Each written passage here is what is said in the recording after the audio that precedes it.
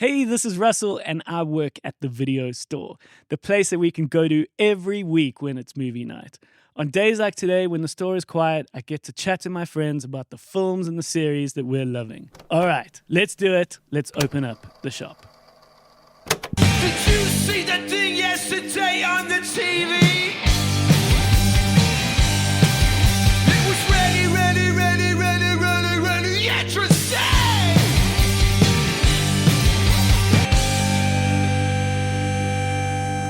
How's it? Hey, Russ. How are you, my G-Force? I'm alright, dude. How are you? I'm good. Nice. I'm starting to wear jerseys. Yes. Hey? Oh, I'm so happy. Me too. I think you and me need to live in a little English village. Yes. Well, it doesn't have to be England, but just a little Midland village. Welcome to the video store. Thank you for wandering in. We've got ourselves a G-Force Hackney, Hello. who is an editor and the producer of the show. And my name is Russell. I am the owner of The Bioscope, which is an independent cinema here in Johannesburg. And Oh, first customer of the day. they're always so punctual. I know. It's like as we open. I just love movies. You I love, do? No, actually, I love you two. That's We've got ourselves a Chi. Yes. Hi. Can I call you Chi? You know what? Please do. People call me Chi. I was about to say, what are the nicknames we're okay with? There's Chi. There's Chiz. There's funny on Chiz. I know this is a bit of a winding story, but I was in grade 8 and I'd gone to our like sister school's U party sort of thing, right? And so when the hall is loud music, and I'm at a new school. Where did we grow up? So St. David's was prep school. Just grew up in Joburg. Okay. Grew up Joburg is home. Then I went off to the Midlands for boarding school. Right. There we go. And so then, so new environment, new people, and everyone's like, Chizembi, can we Chiz? How about Chiz? And I was like, perfect, right? And so I go up to this school and I meet this girl and just talking to her, and I said, my name's Chiz. And she goes, your name's Chiz? And I said, you know what? I'm never introducing myself as Chiz ever again. Yeah. And so I always lead with Chizembi. And then Right. if someone wants to say, how's Chiz? I say, okay, that's fine. But I will never be the one to say, Okay. No. In a loud club, no, it's not going to work. it's not. It's also it sounds very similar to the way that Germans say cheers. Oh, yeah. Cheers.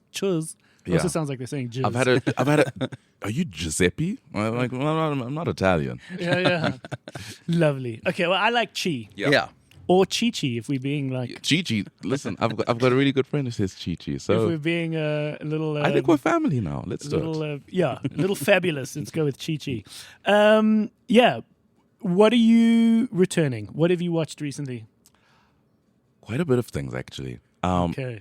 So I was lucky enough to come watch the drama here a couple of weeks ago. At the Cool. Bioscope. At the Lovely, Bioscope, which lovely. I think you discussed last week. Loved it. We'll Also- get into your take on We'll it. get into or your feelings I'll on just it. give you a quick smattering. The drama this week. I watched the new little rom-com Yumi and Tuscany. Okay. Yeah, interesting.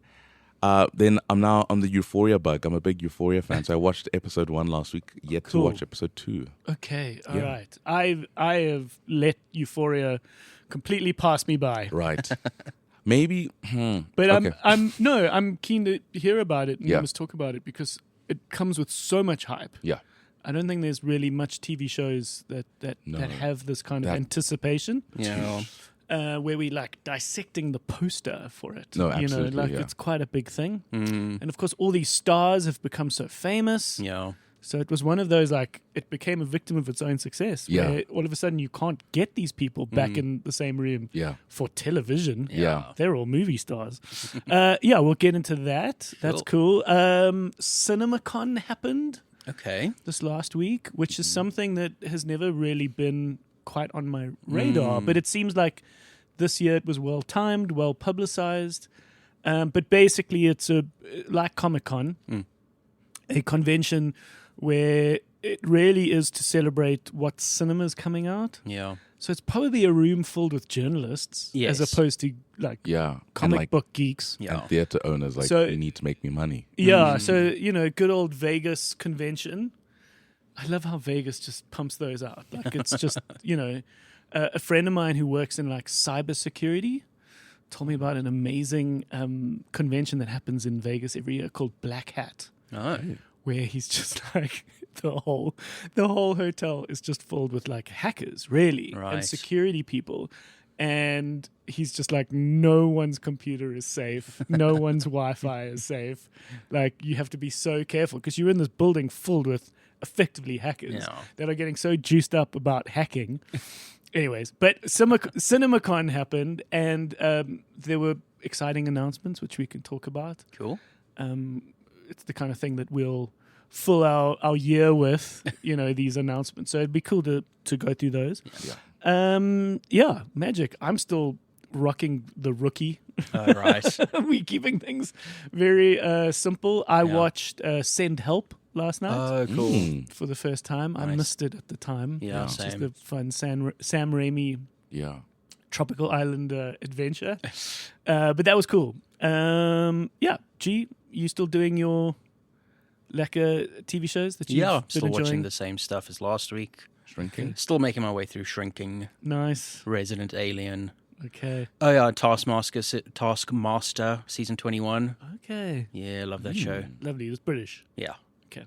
All right. We'll get into it. Oh, I just want to mention before we get going, the first week of May is going to be Star Wars week here at the video store. Oh. Yes, Colin. I know we actually mentioned it last year. Yes. It was originally going to come out in December, but that just didn't work out because of timing. Yeah. So we decided to push it to May. Yeah. Which is appropriate which for makes Star sense. Wars. Yeah. I love how the start of May has become Star Wars Day. Yeah. May the 4th. Mm-hmm. The Bioscope is going to screen Spaceballs, Nice. which we can now call the old one. Yeah. Because at CinemaCon, they've started announcing it. Yeah. It's going to come out next year, the new Spaceballs, and it's going to be called Spaceballs, the new one. Yeah. Which I love the name for. Yes. But, Chi, you'd appreciate this. Yeah. Since the beginning of the video store, I've always made a joke with Graeme and Cole, who's one of the also original video store clerks, that if I were to be busy, if I were to leave them and have them be left alone, they would just talk about Star Wars. Yeah. And that was always the joke. But Yeah. I literally have left them alone to do special episodes. Yeah. Which we've done before, and Cole and Graeme have led the charge on that. Yeah. They did an amazing Alien episode. Oh yeah. Where you guys are going to do an episode per trilogy, Yeah. right? That's the idea. Okay, where you guys are going to get quite a lot out your Yes. system, so to speak. Exactly. And I love that. I love the idea that I need to step aside because I have enjoyed Star Wars, but I'm certainly not the aficionado. Yeah. And I love the fact that we've got these 3 episodes done now. Yeah. Hey? You've recorded them, Yes. and our plan is to release them on that week. Yes. Because May the 4th is on a Monday. Monday, yeah. This year, so we'll release the first one on the Monday. Hey, so we'll go Monday, Wednesday, Friday. Yeah, I was think your that makes plan. sense. Yeah. Cool. Yeah. So I think that is lovely and exciting. Yeah. That's cool. Quick, maybe without spoiling the episodes. Yes.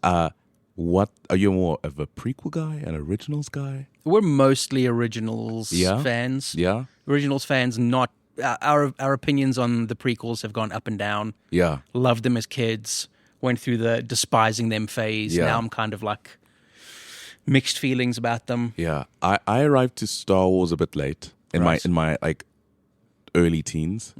Because it was kind of like I grew up loving Harry Potter. Okay. And in a weird way, like a child's brain, like Star Wars seemed like a competitor. Like, oh, no, I'm the Harry Potter guy. I'm not Star Wars. Yes.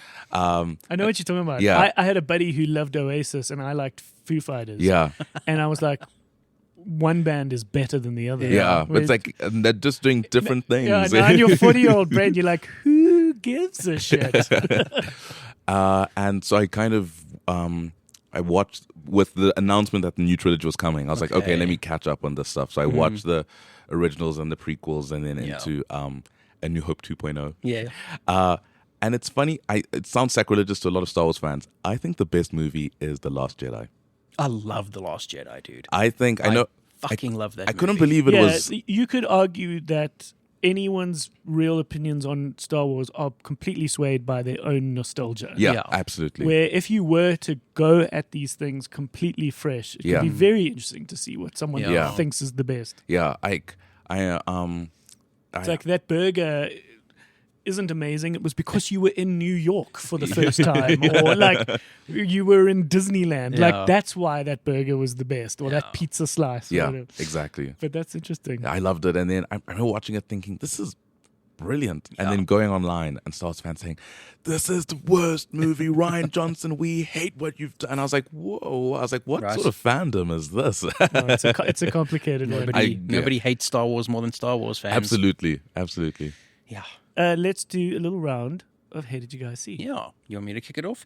Let's bring the mood down. Hey, did you guys see Disney? Disney now has a new CEO, which of course comes with a bunch of people getting fired, as Okay. usual. Yeah. So they've fired something like 1,000 people, including their entire physical media division. So bye-bye to physical media from Disney, as well as the entire Marvel visual team. Yeah. So the people who do like all the concept art and that sort of thing for Marvel movies, out the window. Bye-bye. That seems odd. It Yep. sucks. It's terrible, dude. It sucks. I think it's again this push to like have contract workers rather than full-time employees. Yeah. And Okay. for that they don't have to like pay benefits, and it's like cheaper for companies Yeah. to like contract you. Okay. just Well, I sucks. mean, I'm sure Marvel will still have concept artists. Yeah, I mean, I'm sure a fair bit of it will also be done by AI. Thanks. God. One of the artists actually like posted a thing that was a picture of like the boardroom that he was fired in. And it's got this big mural on it of artwork. And he was like, the irony of being fired in a boardroom that has your artwork plastered all over it. Wow. It's literally one of his like artworks from Loki. Jesus. And he was fired in that room. Who is the new CEO? Do we know? A guy named Josh D'Amaro. Yeah. Okay. Yeah. Because Before was Iger. Hey? Iger, because it was Iger. Iger was replaced by Bob Chapek, who was then given the boot as well. Iger came back for like a temporary stint while they were finding someone else, and that became this Josh dude. Yeah. And do we know anything about this Josh dude? Not really, not personally. I think he's from like their theme parks and like ships division. Okay, interesting. So it's like I think he's not very, shall we say, movie yeah. oriented. I think he's very Okay. experiential. I see this previously leading theme parks, resorts, and cruise lines. Yeah. It's amazing how much money those things do make. That's Disney's like biggest draw. Yeah. No, the theme parks are incredible. Hey? I think that's the big thing about Disney. Like a movie's not a movie. It feeds into this can it exist in the park? Yeah. Can it like Yeah. attract people to the ships? Can it bring people, to the hotels? I have a lovely fact about Disney and salaries that relate yes. to this CEO. I've mentioned it before, but it seems important to mention it now. In the book No Logo, Okay. Naomi Klein. Yes. So this is a long time ago. This is like early 2000s, late 90s, I think. I forget Okay. when that book came out. But she looked at Disney and she looked at the very lowest paid person in the Disney ecosystem, and that was Okay. like a factory worker in like Bangladesh. Yeah. Right. And she would have to work something like 60 years in her factory job to make what the CEO of Disney makes in 1 hour. Jeez, Ark. Gee. Let that sink Lord. in and let us move on. Yeah. Chi, you got something? Gee. I'll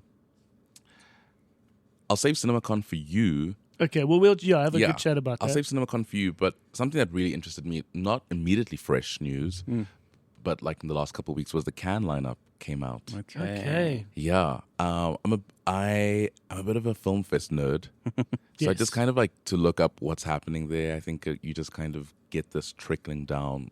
You get a feeling for what might be coming, at least in South Africa, in the next Yeah. 10 to 12 months. Right. What excites me is that Cannes has positioned itself to be really the first Yeah, of the festival ecosystem. And of course, for those who don't know, a film will start at a film festival. That is the first part of your life as a film. So obviously you've got to be made. yeah, And once you're made, you will try and shop yourself around to Yeah. festivals. If it's And- not a film made by a studio. yeah. that has like their own distribution, like Disney, Warner Brothers, all of those things. Yeah, because tied to Cannes, and at the very heart of Cannes, is the market, which happens in this giant convention. Yeah. Below the theaters is 3 or 4 floors of just distributors selling stuff. And so if these films do well at Cannes and perform well, they collect those laurels, those little leaves. Yeah. And even just being considered for a festival can give you some credibility. But if you win awards, and of course at the heart of Cannes is the competition, the main competition, where about 15, 20 films 20 movies roughly, compete 20, for what is ultimately the Palme d'Or, Yeah. which is usually sets a film up Yeah. kind of for life. If you win the Palme d'Or, Anora is a good example, Parasite, and those kinds of films. Then what's interesting as well is a lot of American or big budget films, or films that feel confident enough to go in front of a snobby cinephile audience, Yeah. will play at Cannes and perhaps be like the opening night. Yeah. But they would be out of competition because they don't want to be shredded by by the cinema critiques. Yeah. But they want the glitz and glamour of the festival. So there's this lovely economy that kind of sets it all up. And what I really appreciate and get excited by, I was talking about this with Wild Horse 9, is like there are these movies that are going to crop up in this Cannes lineup. Yeah. There's ones that are already slated to release at the end of the year, and you're like, are these going to be Oscar movies? Yeah. And you don't know anything about them now, but you might obsess over them in a couple of months' time. Yeah. Which is very cool. Yeah. That's a really fun thing. Anything standing out in this lineup? There's an old Almodovar film. There's a Pedro film. I kind of loved his. Okay, I didn't love his English language. Actually, I've just loved his movies in the 2020s. I've been a fan. I've been a fan of them. This is a Spanish director, Pedro Almodovar. Yeah. But he hasn't done much for a while. No. So he came back with a short He had that short with Pedro Pascal. and Ethan Hawke, but I think that was Yeah, I think that. more of just a little like Like hey, just remember I'm still alive. Yeah. I think he probably made some money with that, so good for him. Director's got to eat. Yeah. Then there was a movie that came out a few years ago called Drive My Car. I don't know if you. Yeah, it was I know of it because it was an adaptation of a Murakami Yes. book Yeah. or short story. That same director. Yes, that same director. He's got a film out. He's a Japanese director. Japanese director. I want to make sure I am Raisuke Hamagachi. Cool name. Yeah. Basically, any Japanese name is a cool name. Yeah. So he's got something, a guy called Ira Sachs, and one of the few, actually right as of now, the only American director in the lineup. He had a really interesting film called Passages come out a couple years ago. I don't know if you saw that. Passengers. Passages. Passages. Yeah, about really fun. This gay middle-aged couple kind of hit an impasse in their marriage, and the one husband realizes he's got this latent bisexuality and impregnates another woman, and ensues a lot of Drama. Lovely.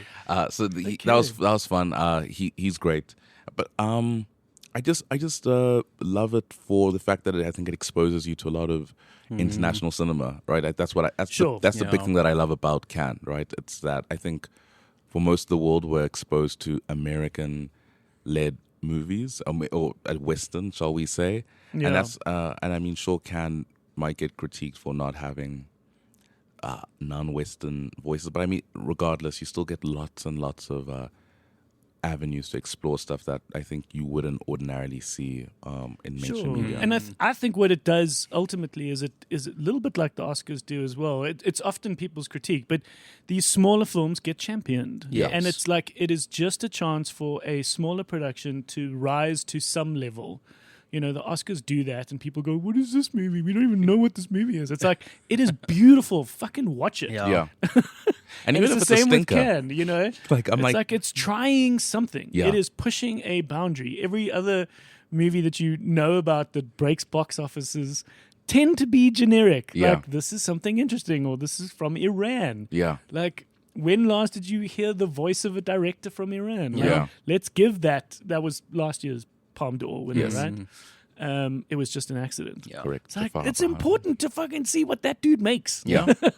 If he sets foot in Iran, he's going to jail. Yeah. Yep. It's like, that is worth listening to. Absolutely. Yeah, oh, wild. But I've had one little moment in Cannes. Yeah. Nice. Tell us. Yeah, we started the Bioscope in 2010. Okay. And by the end of that year, we were like, well, we've obviously got to go to Cannes Naturally. because it's a market and all these exciting things. But no, it was something that was definitely an indulgence. Right. But I really appreciated getting that experience. So in 2011, we went. Cool. And that is my one and only time. Was it fun? It was amazing. Yeah. It was amazing. It was like you just got to, you know, that feeling that you get in high school where you dress up for your like matric dance and you Yeah. feel fancy. It's like you get to kind of feel fancy every night. And what's cool is that if everyone puts on some fancy clothes, you don't quite know who does what. Yeah. Yeah. So you could be a big deal or you could be nobody, and it's like you could pretend. But in many ways, we were something interesting where we went through these halls of the marketplace going, hey, we're in independent cinema in Johannesburg, South Africa. Yeah.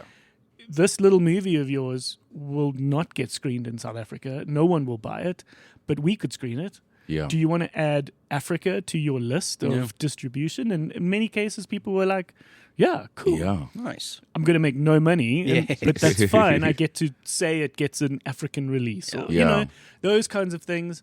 The opening night where we just stood on the side, which is just lovely. If you're in the town, you can just stand on the sides and you can see that main huge red carpet. Right. And the opening night film, which was a film, as I said, these big American ones that are out of competition, it was Midnight in Paris. So you've got Okay. like Owen Wilson, Yeah. Woody Allen, and then all these other folks arrive where you're like, that's De Niro. Yeah. That's De Niro. He's standing right there. Yeah. And that's Antonio Banderas and Yeah. Selma Hayek. And oh my God, it's Gavin Rossdale and Gwen Stefani. Yeah. And like all these like super famous people just sort of walking up one by one. And you're like, oh my God, this That's is cool. quite a town. Yeah. But one last little story was we had tickets to watch Melancholia, which was the Ooh. Lars von Trier film, Yes. which was screening at 8:30 in the morning. Right. And so we were running across the sort of town square because we wanted to get there. And of course, we were a little hungover because you do end up drinking and having a good time the night before. And then they realized that more people were interested in writing about it. And so a journalist will get a preference over another market Okay. person. So don't worry, we've opened up another screening. It's, you know, down around the corner on the other part of town. Yeah. And so we were literally running at 8 in the morning for art house cinema. And myself and Daryl, the guy I started the Bioscope with, we joked and we were like, there is no other place in the world where you would be running at 8 in the morning for art house cinema. Yes. Yeah. Like, oh, Melancholia sold out. I need to go to the overflow room. Yeah. Let me tell you, it was quite an experience. That is quite a movie. Yeah. It is quite a movie. Did you guys know that the 1998 Roland Emmerich Godzilla movie premiered at Cannes? Oh, Really? I got to read this quote. This is such a funny quote to me. Going to see Godzilla at the Palais of the Cannes Film Festival is like attending a satanic ritual in St. Peter's Basilica. It's a rebuke to the faith that the building represents. Oh, That was Jesus. Roger Ebert. that is lovely. It's so funny. R.I.P. Roger. Right. I got one. Hey, did you guys see? We have gotten images of the movie Ray Gun, which is Brad Bird's new film. Love new Brad Bird. animated film. It's apparently 30 years in the making. Right. Wow. We don't know much about it. We've just been Yeah. given these little images. They look like little amoeba creatures in sort of the dark. I think it's like some sort of sci-fi noir thing. It's like about a detective, but in like a sci-fi setting. But how do you guys feel about a iconic filmmaker saying, I've been trying to make this for 30 years? Does that evoke confidence? thinking know, of man. Coppola, Yeah, just and, bidding his farm on a project. and a few others that have said, I've been trying to make this the whole time. It's like, Yeah. maybe, just maybe, there's a reason why it took you 30 years because no one else wanted to make it. Yeah. And maybe this is too much in your head, Maybe. but it's still interesting. Yeah. Brad Bird has certainly been a horse to back Incredible director. Yeah. making The Incredibles. Incredibles 2, Iron Giant. Yeah. Announced Incredibles 3. Yeah. They announced that a couple Yeah. He's months not ago. directing it, though. No, he's not. He's writing it. Yeah. I think he kind of got pushed out of Pixar for reasons. What do you think the reasons were?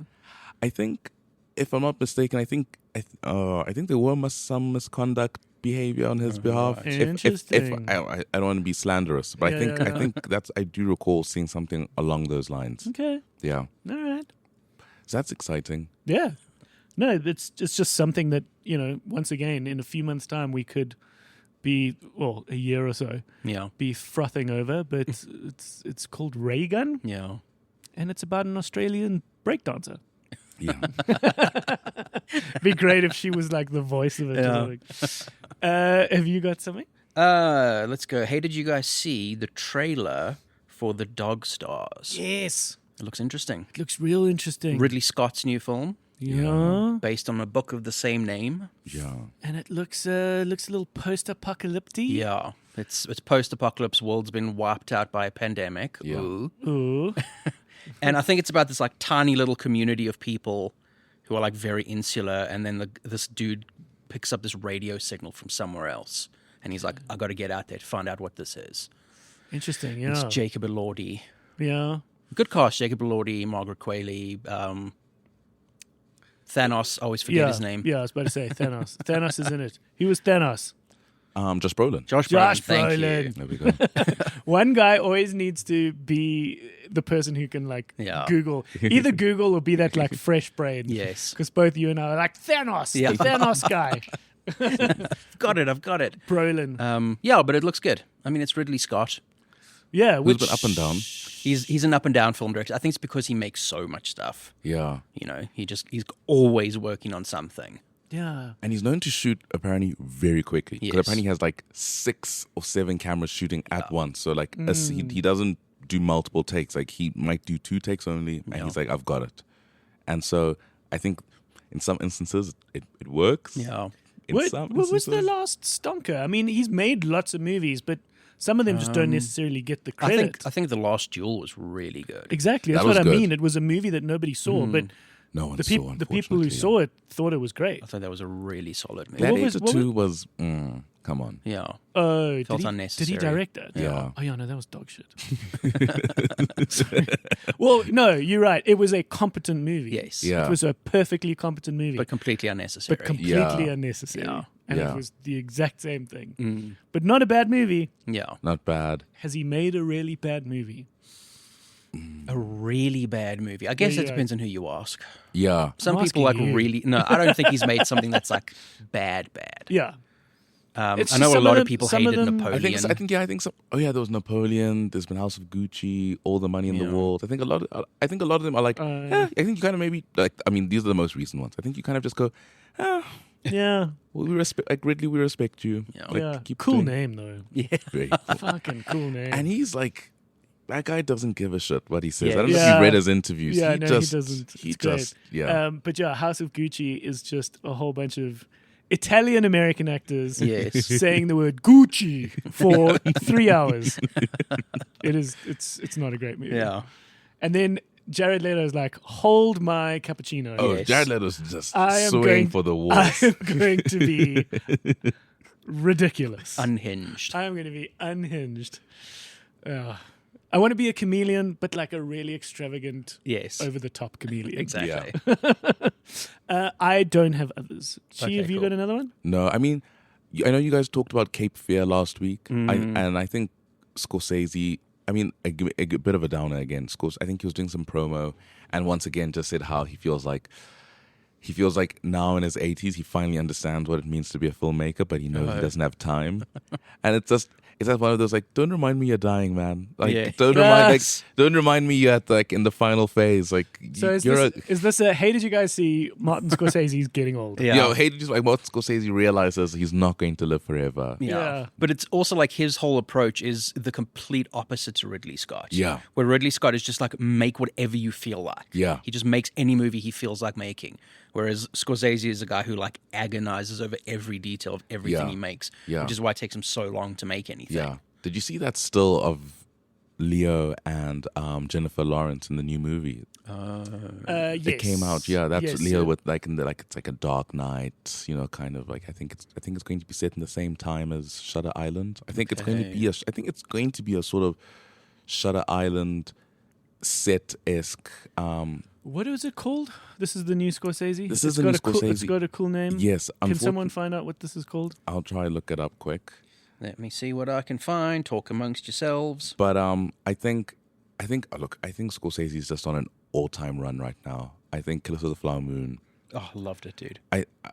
It's obviously you can't heap more praise on a guy who's like one of the greatest living filmmakers. But I think he's in this like late. I think it started with Wolf of Wall Street into what was it? Silence. Then The Irishman. I've never seen Silence. I think it's just. I know, like I'm gonna sound like I'm gonna get soppy here. I just think it's so beautiful, right? I just think what he's doing at this late stage in his life, so reflective, and it's just like, man, you are just too good for us. And I know, I think, yeah, that's nice. I'm sorry, yeah. And I know he's had like, I think the 2000s he had that difficulties with the studio system, Gangs of New York, The Departed, Shutter Island. I think he struggled around that time, and grandpa, he does have cool grandpa vibes. yeah, love him, and thank God for his daughter. Yeah, I was about to say doing she's TikToks. She's done some good stuff. Do we know what it's called? It's called What Happens at Night. Oh, Okay, I thought it had a more like poetic name. It's a gothic psychological horror. Okay. With DiCaprio. Yeah, and Jennifer Lawrence. Okay. we'll be there. All right. Yes. Magic. Yeah. Okay. I got one more. Hey, did Yeah. you guys see the teaser trailer for Godzilla -0? That was sick. Oh no, I missed Oh, that. yeah. I am excited. Do we know when that's coming out? Because Later this year. that has to be a Bioscope movie. Yeah. I'm sure someone will take it. Yeah. I haven't seen it on the list. They but took -1, so hopefully someone will pick that up. Yeah, But it looks cool. The last shot is of Godzilla next to the freaking Statue of Liberty. loved Ooh, it. damn. So part of it takes place in America, and it seems like there's multiple Godzillas as Yes, well. I think there's multiple Godzillas Yeah. here. I love a Godzilla movie. I freaking love Godzilla, man. Yeah, I know. Graham really likes Godzilla. Love Godzilla. It's just there's something about it. Something about Right? him, right? It's just like I just love, how he represents destruction, but also represents the atomic bomb and Yeah. represents history. And, Or like, depending on the movie, he's bureaucracy. yeah, and sometimes sometimes he's a hero in some Yeah. sense. Sometimes he's absolute evil. yeah. And sometimes it's a like super serious like commentary on war, and other times it's Godzilla fighting King Kong. Yeah. You know, I loved that movie, Godzilla vs Kong. Like yes. that was talk about like empty brain, but just like spectacle on the big screen. Like We need Godzilla those. Of course versus we need King those. Kong. Right. Like it's kind of like this is genius. Yeah. Two big ass things fighting each Yeah. other. No, it is genius. It is lovely. I've been lucky enough to be standing in Shinjuku in Tokyo, where there is a big Godzilla head that screeches on the hour, Yeah, Yeah, which is lovely. that's fun. It's like Yeah. that can only happen in Tokyo. Yeah. But it's like I love how London's got Big Ben, and Yeah. others have other things, but in Tokyo you've got this Godzilla that just screeches. Yes. All right, should we play a little round of What Movie Am I? Let's Please. do it. Okay, I'm going to start here. The rules: everyone can play along. So if you're just browsing the shelves right now, overhearing our conversation, Yeah. or you in your car, you must shout out, "Oh, Captain, my Captain," to yourself or others around Yes. you when you get the movie we are talking about. Okay. I don't know this at all. I'm a drama. I'm set in Los Angeles. I won 2 NAACP Image Awards. I star Keke Palmer. Oh, Aquila and the Bee. Oh, sorry. Ding, ding, ding. My captain. Aquila and the Bee. Yeah. Okay. I know of the movie. I've never watched it. Yeah, same. I think, love it. I think, Aquila and the Bee. Aquila and the Bee. I think there are just certain, I think there's certain like Black American movies, Yeah? which like were fixtures. It's like in Black households across the world. Yeah. So in my white household, we never watched Aquila and the Bee. No, fair. Like It's a spelling bee. it's all about her. It's one of those inspirational movies. She's from the rougher side of town, and Okay. through the spelling bee, she's able to get opportunities to go on to have a better life. So, and I mean, it's got Angela Bassett, it's got Lawrence Fishburne. Oh, lovely. Was Keke Palmer the kid? She is the kid who can spell, and Lawrence Okay, 'cause Fishburne. she's grown up to be. She's grown up famous. to be Yeah, very. yeah. Lawrence Fishburne's her teacher. Angela Bassett's her mom. Because this is 2006, so it's Yeah. 20 years ago. I've watched that movie like a million times. Okay. Love it. Ah, lovely. It's so heartwarming. I think you should seek it out. I think it's Okay. it's a really like touching, beautiful movie. Like I think it bombed at the box office, but I think one of those like DVD and like Mr. Video and like it. Is it for kids?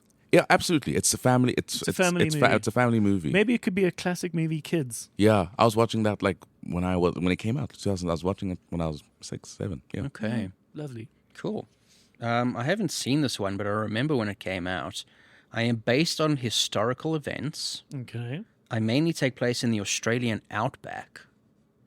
I draw attention to Australia's stolen generations. Interesting term.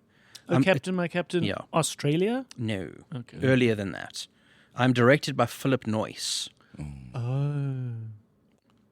I don't know how much of this. I don't think any of this super gives it away. I'm about Aboriginal girls navigating their journey home. Wow. Okay. It's a rabbit-proof fence. Oh. I've never heard of that one. I remember that movie. Yeah. So What do year I. did it come out? 2002. Okay. Yeah. I remember hearing about it. Yes. Interesting. I don't know how much like award buzz or anything it got, but I remember when it came out. And Philip Noyce has done a lot of stuff. Yeah, he's an Australian director who's done some stuff. Perfectly normal surname until people started going Noyce. And now it's like all of a sudden I've got a dumb surname. Yes. Okay. Okay. This I think is a fun. But sorry, every now and again you get a movie like that. Yes. Like the sort of heartwarming but very natively set. Yeah. And it's a small little heartwarming gem that then travels the world. Like it just made me think now of Whale Rider, which was like the Polynesian sort of young Maori girl movie, which was like her personal journey in a small town in New Zealand, and it was filled with lots of great New Zealand accents, and that did really well. Okay. So every Whale now and Rider. again- yeah, the Whale Rider. Anyways, but yeah, they always like pin themselves to important indigenous cultures, Yeah. and they become great movies. Yeah. That's sick. And it's also there's nothing stopping someone from making a South African story in the same setting, with the same quality. Yep. All right. Okay. I am a dark comedy. Okay. I focus on an eccentric and dysfunctional family. Okay. Okay. I've got some options. I am broken up into chapters. Oh, Captain, my Captain, the Royal Tenenbaums. Ding. Ding, ding, ding. Yeah, lovely. Yeah. Lovely. Great movie. Love lovely movie. Love Wes Anderson. Right.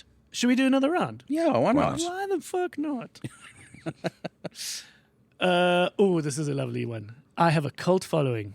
Okay. I am filled with adventure. Ooh. I feature multiple acclaimed actors as acclaimed stars as child actors. Oh. Captain, my Captain. The Goonies. Yeah. Ah. The next one was I'm known for the line, "It's our time down here." Yes. It should be no Goonie. What is it? There's another one. Goonies never say die. Yes. I missed that movie as a kid. I never watched it as a kid. No, neither did I. And as an actually. adult, I'm like, this is odd. Yeah. But there's something magical about like, and you can recognize it more when you're an adult. when you're a kid, you just think like, whoa, this is an adventure. But it's like, I love how like a bunch of bored kids in an afternoon like find stolen treasure Yeah. in their home. Yeah. Like in their hometown. It's Yeah, of like, course. it is ridiculous. Yeah. And features a young Josh Brolin. Yeah. Speaking of Josh, a young Thanos. Who very famously ruined the take. Do you know about the story? Oh. So they go through that tunnel and then they come out underwater and then they come out into the big cavern where the ship is. Yeah. Right. And they purposefully hid that set from the kids Cool. because they wanted natural reactions. Of course, the natural reaction of Josh Brolin was, "Oh fuck!" And they were like, "Oh, now we can't use that take." Gee, like, oh. So he like ruined the take. Oh, that's pretty good. Cool. I am a romantic comedy. I am based on a play. Wait, I am based on a Shakespearean play. Okay. Which one should I do next? I feature songs from the band. From the band Letters to Cleo. I've never. Oh, Captain, my Captain! 10 Things I Hate About You. There it is. Which is That's a good movie. it's a great movie. Yeah. Do you know why? Because it's Shakespeare. Yeah. I think we need more like modern Shakespeare, like sort of redux, like Clueless, 10 Things I Hate About Yeah. You, in that sort of vein. Clueless was Emma. Sorry, that's right. So that wasn't Shakespeare. That was Jane Austen. That was Jane Austen. But I mean But- that sort of take, right? Like the Yeah. modernization, resetting Yeah. of these Well, modern. I'll tell you, I take such great joy in often being in our office, which is upstairs by the projection booth, and I can hear the goings on of the cinema to Yes. some degree. Like if some music swells or if an audience shrieks or laughs. And when we have school kids coming in to watch their set works, Right. I always love that because it's always like in the morning. But there was a group that came to watch a Shakespeare play. It was an older one. It's the one with the cross-dressing. 12th Night? Is it 12th Night? I Okay. think so. Where someone's dressed as a man but they fall in love. But Right. they're sort of like it's one of those where, and it's in full Shakespeare. So it's like you don't fucking always know what the fuck they're saying, line for line.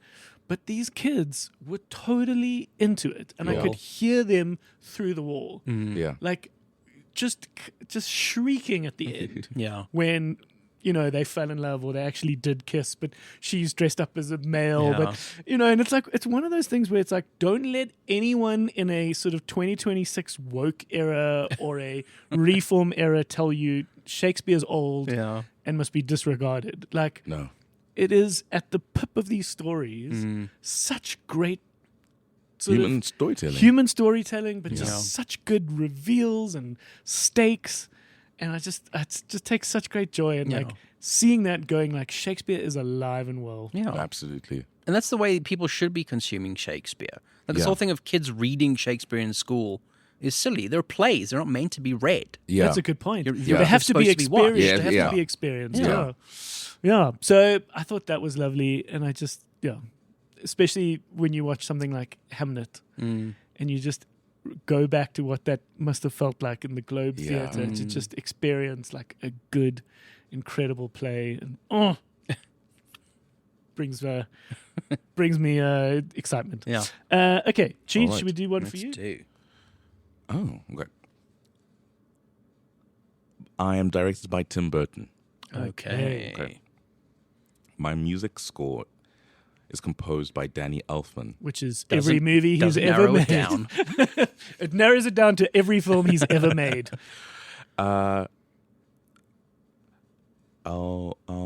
Okay. I'm inspired by I inspired an animated TV show spin-off. I don't think.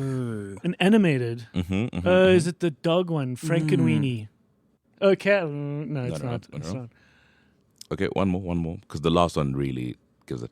I have a memorable dance number set to Day O. Oh, Captain, my Captain, Beetlejuice. There we go. And then the last one was say my title 3 times. Yeah. Kill some of the character. Lovely. Danny Elfman's a character. Yeah. He is the guy who's sort of, you could argue, has made that partnership what it was and has made Tim Burton what it was. I don't know whether Tim Burton would be Tim Burton without that Yeah. very particular Danny Elfman score, which is the very like literally his band before he was this composer was a band called Oingo Boingo. Yep. And that's kind of what his music in score sounds like. Yeah. It is very oingy boingy. Yes. But it's very much a part of the fabric of Tim Burton. And also, fun fact, he did the theme song to The Simpsons. Yeah. Which, when you really listen to it, makes a lot of sense. It's wild, and he's a very unique composer. Yeah. Yeah. And so I think that's someone worth celebrating. Who apparently, this is interesting, something about the way he made the Simpsons theme song Right. qualified him for a certain set of royalties and qualifications and payouts because he composed it and performed it. But he said something along the lines of, because he was the voice who went The Simpsons Okay. just by singing, Yes. that qualified him for like a whole nother set of royalties. I can imagine. Something along these lines, and I can't remember exactly what it was, but it got him in the guilds of something, and it unlocked this whole other source of income that paid out simply because he spoke on the song Yeah. Okay. to go The Simpsons, Yeah. something like that. He's also Jack Skellington's singing voice. Oh, is he? Yeah, so he probably that made a makes bunch of sense. money from that as well. Yeah. I know of this movie. Okay. No, I'm going to skip it Cool. because I think it's a bit too obscure. Oh, this is one I know about. A friend of mine really loves it, but I don't know whether you guys have ever seen it. I am a dark comedy. I am in Danish. Oh. Shout out to Perrin and his brethren. Yeah. I won an Oscar for Best International Feature Film. Oh. I star Mads Mikkelsen. Oh, Captain, my Captain. Yeah. Is it it's the another round. Yes. There we go. Okay. Yeah. I am about teachers agreeing to drink alcohol nonstop. Yeah. Yeah, this friend of mine that I hang out with, a buddy from high school, like praises this movie. Oh, right. He's like, Yeah. it's like one of his favorite movies of all time. Right. I've never seen it, I think it's really fun. but Cool. yeah, he decides he needs to stay drunk. Yeah. Like Right? he's like they're all kind of like middle aged, kind of feeling like the slump of life. Well, in particular him. And then he stumbles across some of his friends who seem to just be perpetually drinking, or drinking just enough that you can function daily. Yeah. And It's like microdosing with alcohol. yeah, and he's a school teacher, which makes it funnier, right? Like you can't be drunk at school, so Yeah. he has to just manage his drinking so that he can let loose and say yes to life, so to speak. Okay, lovely. Yeah. Sounds fun. Yeah. Magic. Okay, I got one thing to put on our shelves, Cool. which is worth mentioning to everyone. Over on Disney Plus, we can take this DVD copy of Rental Family and put it on the Disney Plus shelf. Yes. It was very cool to see that pop up, and it was one of those that in my family chat, which involved my 70-year-old parents, who, you know, I've spoken about this, but my dad's the kind of guy who's often like, we just want happy stories. You know what I mean? We don't want, like, the world is dark enough. Yeah. We just want, you know, good cop shows where, you know, the baddies get gotten. And I couldn't recommend Rental Family enough. Yeah. Cool. Have you seen it? I didn't see it, but it seems very sweet. Brendan Fraser. Brendan Fraser over in Japan. Yeah. It is one of those films that pay such beautiful respect to the tone and the idea of Japan, Right. seen from an outsider, but the filmmaker's Japanese female, and so just done with such beautiful respect. But basically, Brendan Fraser plays a somewhat out of work, down on his luck actor who moved to Japan to be in these commercials and do stuff and be the sort of token American guy, but struggling And, Brendan Fraser, for a large portion of his life, did struggle with his relationship with acting and was the biggest movie star in the world, and then did fall off the face of the planet for many terrible reasons. Gladly made his way back. Yeah. But he stumbles into this very interesting business, which is the kind of thing that you could really only have function in a society like Japan, where you play the role of family members. So you could play a father or a brother or a friend, and you're kind of like an actor for hire. I'm just trying to think of the basic premise, but in most cases, you're hired by members of the family to be this person, and you are duping other people as well. But he then finds himself taking on a bunch of jobs, and effectively the movie is his relationship with 3 or 4 people sort of acting as a certain person in their life. In some cases direct family, or in other cases just friends. And it's just such a beautiful movie. It's so understated, Right. which I love, and it just drifts along like a it's odd. Instead of a crazy roller coaster, think of Sun City or the Lost City. There's that one ride called the Lazy River. Yeah. It just moves. Yeah. And this movie is that. It doesn't have this, it's got these beautiful reveals, but they're so gentle that when they happen, you're like, oh my God, what a great reveal. Yeah. Oh, that's so lovely. And it just glides like the rug's not pulled, forcefully under your feet. It just slips away. Right. Yeah. And you're just like, oh my God, that's incredible.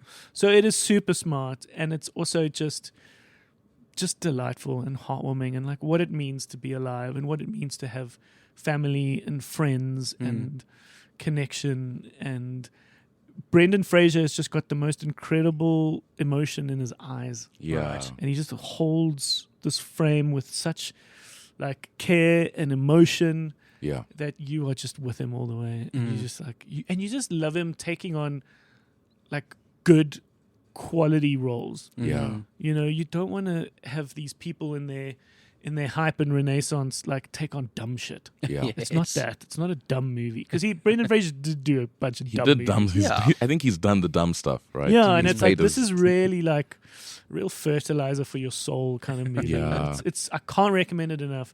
It is emotional without being, too much of a drag in the mud. Yeah. It's an easy watch. It's great. trailer made it look like just the biggest warm blanket, like not like and like comfortable and cozy. It seemed Yeah. that sort of No, it's delightful. yeah. Nice. Just before the baby, just before yeah. Emmy,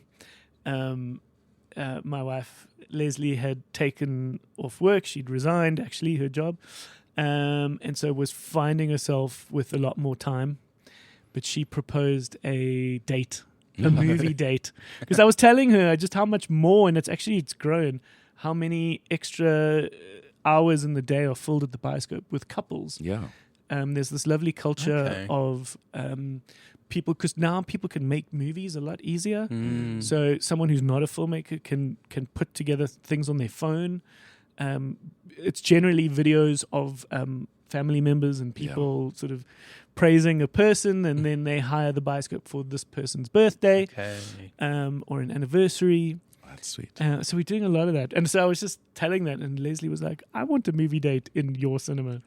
And so we did Rental Family. Nice. And so that's how I watched it, which I thought was a lovely way to just remember it. And Yeah. it was just before Baby arrived, where, if I could get through an episode now, it's exciting. I was chatting to Jake in Short Straw. We did photo shoots over the weekend because we've got new music that's kind of slowly making its way out into the world. Nice. And Jake was like, what's a Saturday night for you like now, with this kid? I'm like, if we can watch a whole episode uninterrupted, that's exciting, Nice. which is great. Yes. Okay. I think it's worth mentioning the fact that I watched Send Help, Oh, cool. which is now on iTunes for you to buy. I'm sure the rental option will come soon. Yeah. But what a fun movie. Cool. I completely missed it at the time. I missed it too. Same. This is Sam Raimi, who we know from like the Evil Dead movies and all kinds of cool shit. Went on to be a big budget guy with the Spider-Mans, the Tobey Maguire Spider-Mans. Oh, yeah. But yeah, you'd appreciate this. One of the schools hired the Bioscope to screen Spider-Man. That was a set work film, which I thought was rad. That's really cool. For some reason, I think they were doing comic book movies, or I thought that was very cool of them. But I just said, can you give me like just a minute before? I want to just introduce the Bioscope and mention one or two things. And the teacher was like, yeah, sure. And I just said, like, guys, it is worth you taking the time to see the films that this director did before Spider-Man. And I saw one kid in the back, like, nodding, like, yeah. And I was like, good, you're cool. Yeah. I like you. Evil Dead's wild. It's zombies and, what is it? Army of Darkness. Oh, it's so cool. And when you watch something like Send Help, you see those great elements of horror come through, like somewhat practically effects, where you've got dismembered heads and gouging eyeballs, and it gets like really dark, but in a super fun way. Cool. Without it being, it did get ridiculous, to be honest, but in a fun way. Cool. And he's got this like big cinematic score, which is like the same guy. It feels like the same guy who did Spider-Man, did the score for Send Help. And so it just feels like you're in this like big action adventure. How's Rachel McAdams? I love her. She was cool. She's annoying. Which is the first time she's ever been. She's usually this beautiful heartthrob, or this like very mean girl. But she convincingly plays an unattractive person, which you'd think like you can't do. You're too attractive to be the sort of plain Jane. But it just shows you that like with bad fashion choices and no makeup, almost anyone could look frumpy and ugly. And it's lovely. It plays. When you watch the movie, if you haven't, enjoy seeing who's good and who's bad, like who you rooting for and who you're not, because it plays on that. Basically, the premise is she's this sort of walkover in her corporate job. They somehow successfully managed to never tell you what exactly this company does. And she finds herself on a plane that crashes on the way to Hong Kong. And the only survivors are her and the boss, who was trampling all over her. Real young, sort of douchebaggy character who's taken over the business from his dad. It's Dylan O'Brien. O'Brien. Love him. And she is, this kind of very useless, not useless, but like a walkover person. But you get the quick sense has become a survivalist and has learnt and has wanted to be on Survivor, and so knows how to survive a tropical island. And so the power shift changes when they are both on this island, and she's the one that could really look after the other guy who's a bit injured. But it goes so much further than that. It's lovely. Couldn't recommend it enough. Fun. Should we chat a little bit about Euphoria? Oh, yeah, just because we've spoken a bit about drama. We've spoken a bit about drama. Loved, and then so Euphoria. What a roller coaster of an experience. What is ultimately Euphoria about? Well, I don't think Sam Levinson, the showrunner, director, and writer, knows, right? Which is the funny thing. I'll say this. Season 1 followed a group of teenagers, very much. I think the show speaks to my generation, people born at the turn of the millennium, who have grown up with the internet, and in particular now in America, have this great ease of access to drugs. Our main character, played by Zendaya Rue, is a drug addict.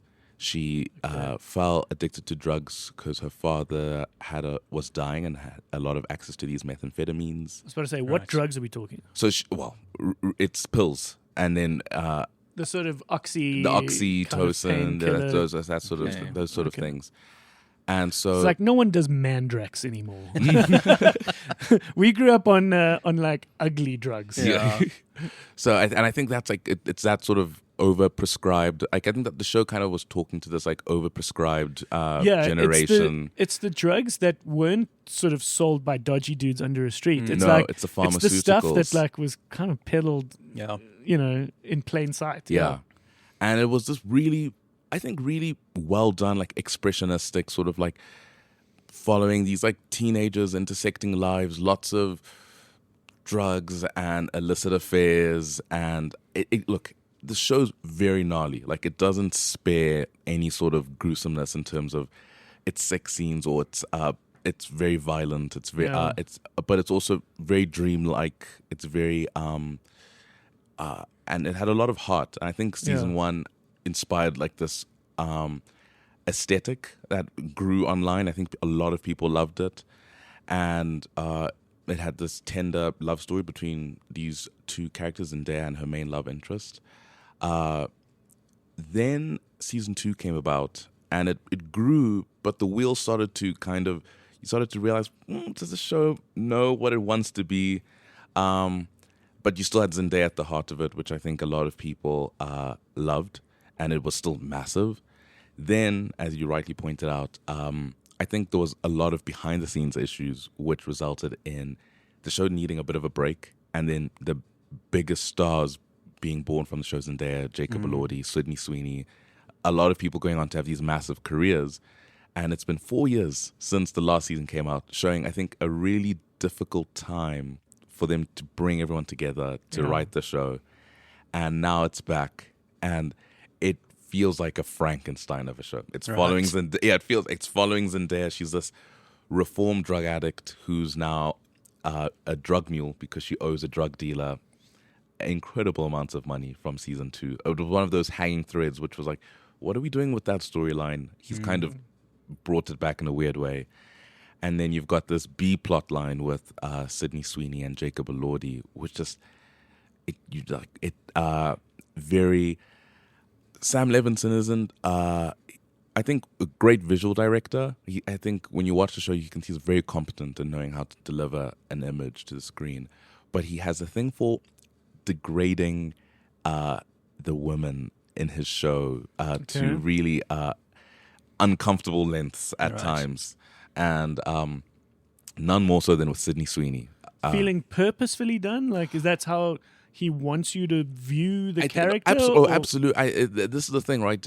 Sydney Sweeney, it's this weird double-edged sword where she was sexual in season 1. She was this young girl who was over-sexualized because she has this young development and was taken advantage of by the men around her, which I think was a really compelling storyline, which kind of has grown into her being deliberately degraded and humiliated in the show. I mean, the episode opens with her in this dog costume taking pictures for the internet.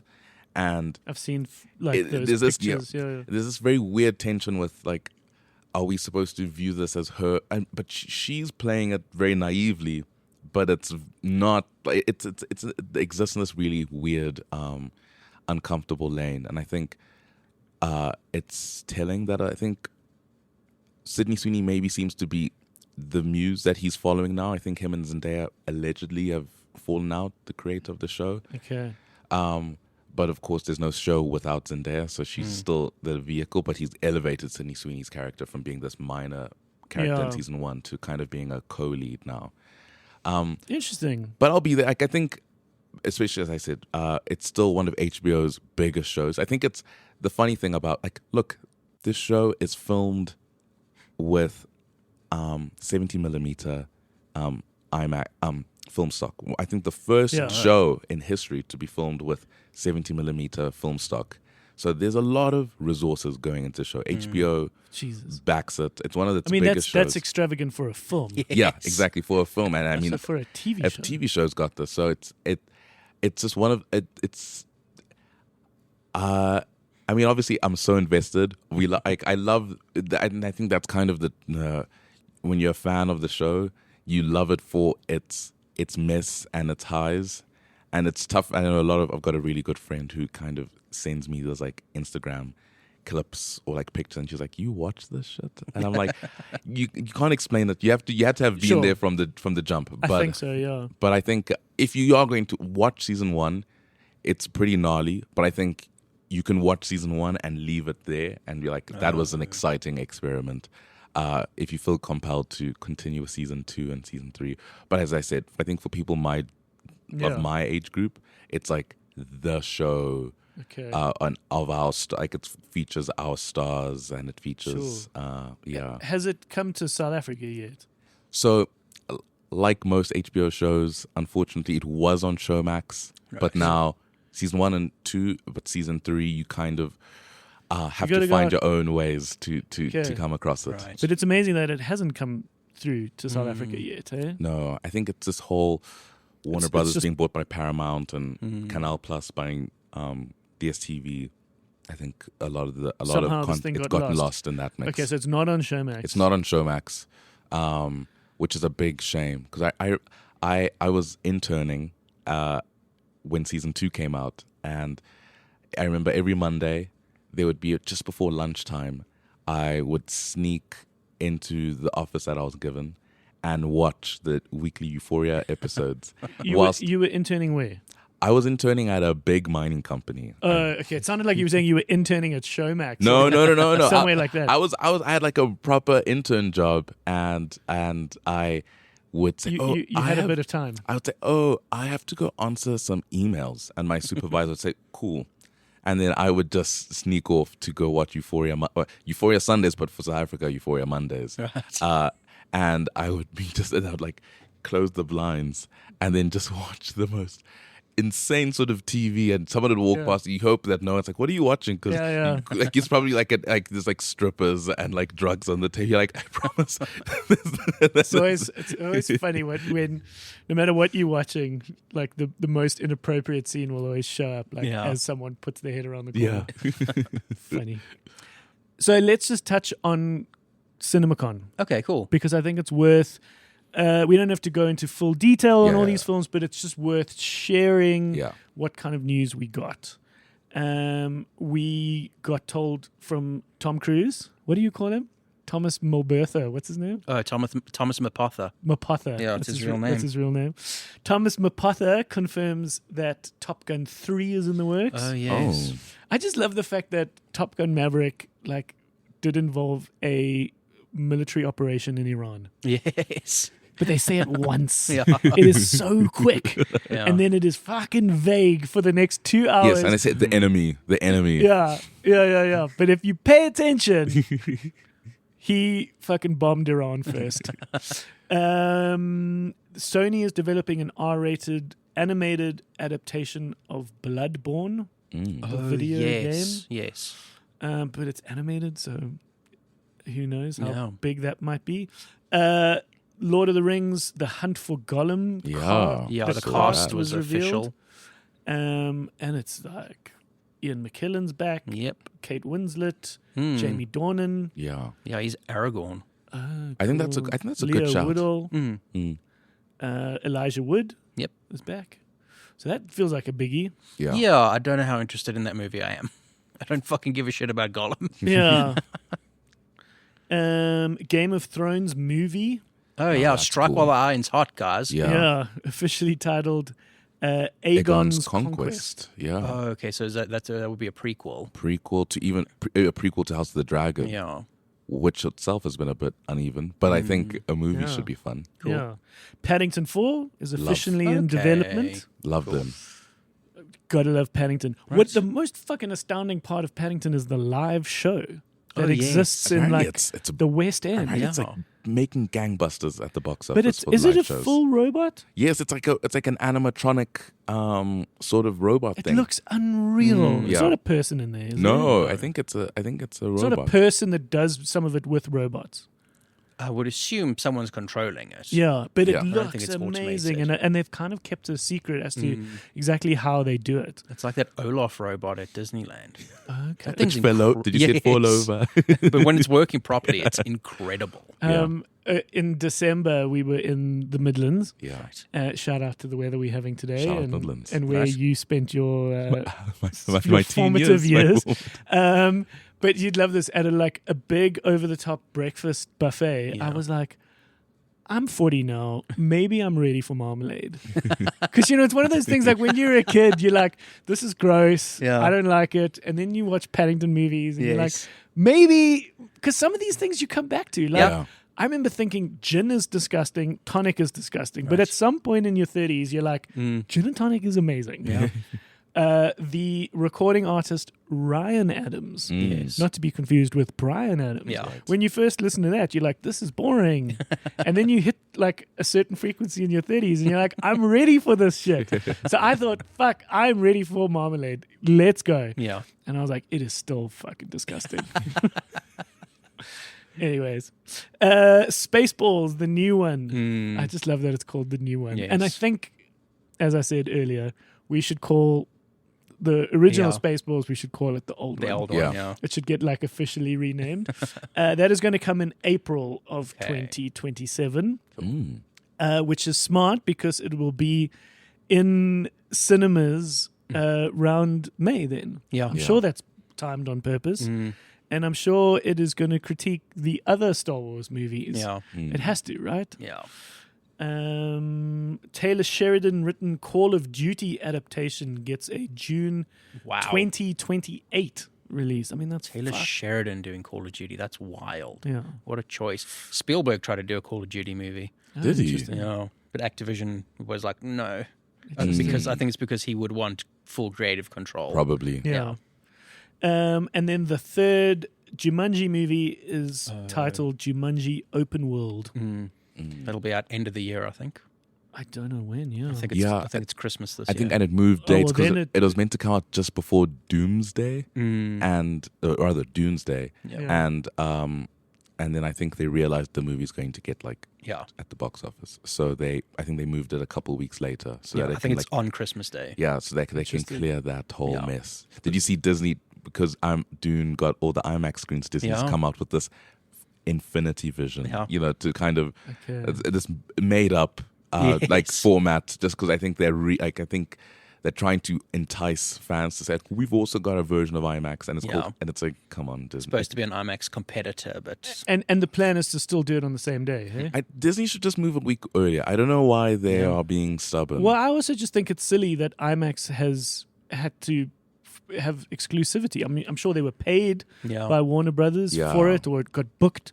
But it's like, can't we all get along? Yeah. Can't you screen Dune Part 3 the one day and Yeah. Doomsday the I don't next? know. That is Or- only in America, though, eh? Okay. The exclusivity is only in the US. Oh, okay. The rest of the rest of the world will still be getting Doomsday on IMAX. Really, huh? Yeah. Yeah, I think because Dune filmed a bit of its sequences with IMAX 70, and I think the minute you do that, IMAX will say, "Take it." Yeah. Interesting. Okay, Magic. Guys, anything else that's burning inside? No, I don't think so. Yeah. Lovely. No, that's great, man. Thank you for such a lovely time. Thank you for a great shift. Thanks for having me over in the shop. No, of course. It was good to have you. It was a nice chat. Our home base is the video store. .co.za. And let us know what you've been watching, man. Yes, please. Cool. We'd love to hear from you. Nice. You can drop us, hey, did you guys seize? You can drop us returns in all shapes and forms. Magic. Very nice. Okay, guys. Okay. Thank you for a lovely day. Thank you. Cheers. Bye-bye. Bye-bye. Bye-bye. Magic. Cool. Noise. Philip Noyce.